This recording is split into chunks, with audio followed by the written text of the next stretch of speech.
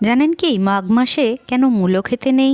এর পেছনের পৌরাণিক ব্যাখ্যা এবং বৈজ্ঞানিক ব্যাখ্যা আজকে দুটোই জেনে নেব। মাতৃহত্যার অভিশাপ মোচন করার জন্য পরশুরাম গিয়েছিলেন দেবাদিদেব মহাদেবের কাছে।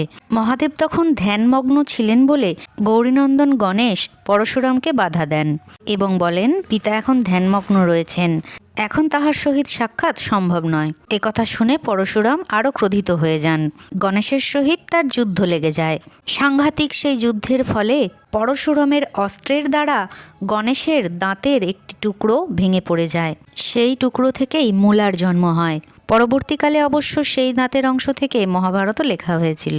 যেহেতু এই যুদ্ধের ফলে মাঘ মাসেই এই মূলার জন্ম হয়েছিল, এই কারণে শাস্ত্রমতে মাঘ মাসে মূলা খেতে বারণ করা হয়। তবে এর পেছনে একটি বৈজ্ঞানিক কারণও রয়েছে, আর সেটি হলো মাঘ মাসে মূলার মধ্যে এমন এক প্রকার জীবাণু পাওয়া যায় যেটা মানব